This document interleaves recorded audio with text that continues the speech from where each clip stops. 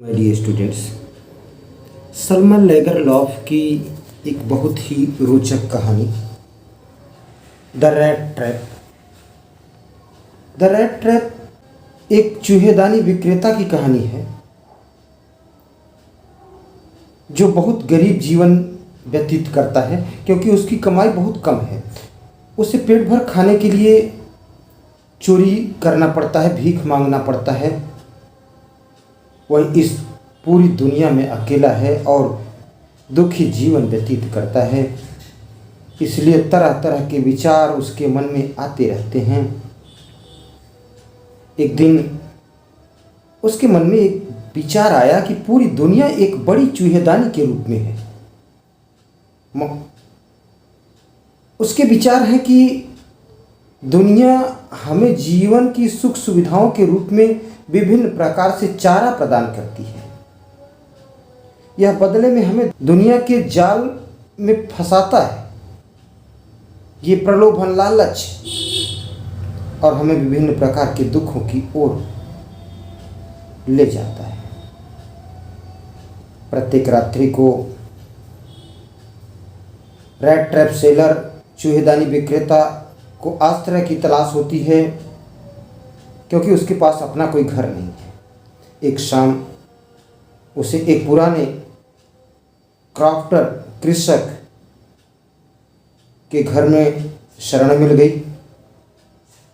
अगली सुबह उसने अपने गाय के दूध को बेचकर पैसे कमाए थे। रैट ट्रैप सेलर ने उसे चोरी कर लिया और अपने आप को सुरक्षित करने के लिए जंगल के रास्ते को चुना और उसी रास्ते पर चल दिया। किंतु जैसे ही आगे बढ़ा वह खुद को जंगल में फंसा हुआ पाया क्योंकि वह घने जंगल से बाहर नहीं निकल पा रहा था।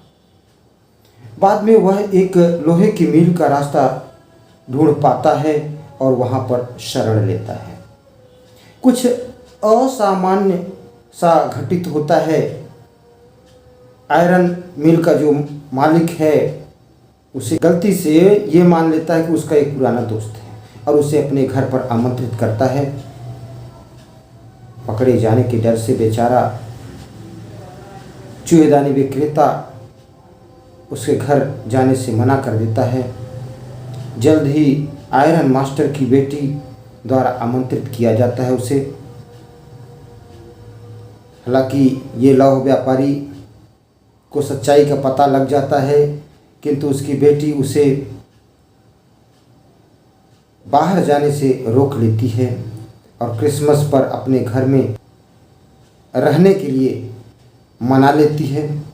क्रिसमस के अगले दिन जब लौह व्यापारी का मालिक और उसकी बेटी चर्च से पूजा करके लौट रहे थे तो उन्हें पता चला कि वह आदमी एक चोर है। उसने पुराने क्राफ्टर के पैसे चुराए थे। लौह व्यापारी और उसकी बेटी एक चोर को शरण देने के लिए पश्चाताप करते हैं और आश्चर्य करते हैं कि उस समय तक उसने क्या क्या सामान चुराया होगा। ये कल्पना करते हैं किंतु यहाँ पर चोरी करने के बजाय उसके जीवन में एक मोड़ आता है, बहुत बड़ा मोड़ आता है। वह जब उस घर को छोड़ के जाता है तो अपने साथ लिया हुआ वह गठरी भी उसी घर में छोड़ के जाता है। पैकेट को छोड़ के जाता है जिसे कृपा स्वरूप मिस विल मैनसन को स्वीकार करना था। युवती ने पैकेट, जैसे ही युवती पैकेट खोलती है यह इतना खराब बंधा था कि अंदर का सामान तुरंत दिखाई दे गया। वह छोटी बालिका, उसकी लड़की तुरंत चीख पड़ी खुशी से। उसे एक छोटी सी चूहेदानी मिली और उसके अंदर 10 करोड़ के 3 नोट थे। परंतु यही सब कुछ नहीं था। चूहेदानी में एक बड़े और टेढ़े अक्षरों में लिखा हुआ पत्र था। लिखा था, आदरणीय और दयालु कुमारी, क्योंकि आप पूरे दिन मेरे प्रति अच्छी रही हैं। मानो मैं कोई कप्तान हूँ, मैं बदले में आपके प्रति अच्छा होना चाहता हूँ, जैसे कि मैं सचमुच में ही कोई कप्तान हूँ। मैं क्रिसमस के अवसर पर एक चोर द्वारा आपको शर्मिंदा नहीं होने देना चाहता हूँ,